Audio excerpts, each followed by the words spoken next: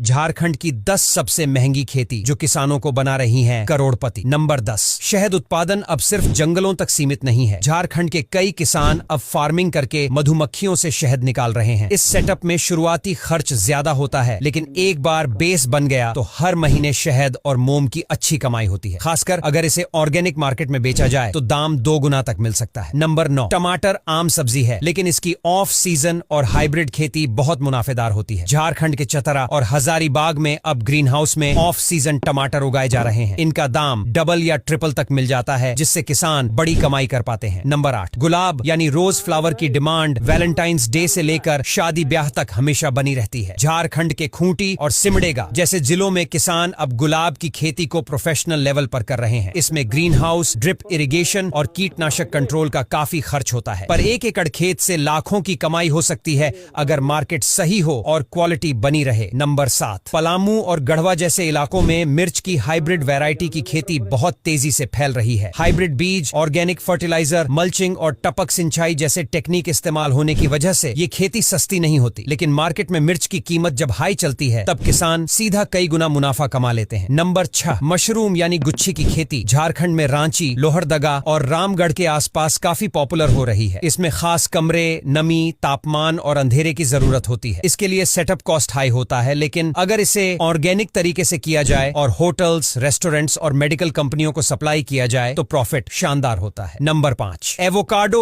एक सुपरफूड माना जाता है और अब झारखंड में कुछ फार्मर्स इसे एक्सपेरिमेंटल लेवल पर उगा रहे हैं। इसकी पौध महंगी होती है, देखभाल और मौसम की बहुत भूमिका होती है, लेकिन अगर सही से ग्रो हो जाए तो होटल्स, फिटनेस इंडस्ट्री और हेल्थ मार्केट में इसके लिए प्रीमियम रेट मिलते हैं। नंबर 4, जी हाँ, झारखंड में भी अब केसर की ट्रायल खेती शुरू हो चुकी है, खासकर लोहरदगा और चाईबासा के कुछ इलाकों में। इसके लिए बहुत खास किस्म की मिट्टी, मौसम और हैंडलिंग की जरूरत होती है। 1 ग्राम केसर की कीमत सैकड़ों रुपए में होती है, इसलिए इसकी खेती महंगी तो है, लेकिन अगर सफल हो गई तो इनकम जबरदस्त हो सकती है। नंबर 3, झारखंड में केले की परंपरागत खेती बहुत होती थी, लेकिन अब किसान टिश्यू कल्चर वाले पौधों से खेती कर रहे हैं, खासकर साहिबगंज, पाकुड़ और घोड्डा में। इन पौधों की कीमत ज्यादा होती है, लेकिन इनसे रोग कम लगते हैं और फल जल्दी आता है। अगर सही देखरेख की जाए तो इससे बहुत कम समय में लाखों की इनकम हो सकती है। नंबर 2, हल्दी का इस्तेमाल सिर्फ किचन में नहीं बल्कि दवाओं और ब्यूटी प्रोडक्ट्स में भी होता है। झारखंड के चाईबासा, खूंटी और गढ़वा में ऑर्गेनिक हल्दी की खेती अब बड़े लेवल पर हो रही है। इसकी खेती में केमिकल फर्टिलाइजर की जगह कंपोस्ट और जैविक दवाएं इस्तेमाल होती हैं। इसकी मार्केट वैल्यू बहुत हाई होती है, खासकर जब एक्सपोर्ट की बात आती है। नंबर 1, बांस को झारखंड में परंपरागत रूप से इस्तेमाल किया जाता था, लेकिन अब इसकी खेती कॉमर्शियल लेवल पर की जा रही है। खासकर रांची, सिमडेगा और चतरा के कुछ हिस्सों में बड़े बड़े बांस फार्म तैयार हो चुके हैं।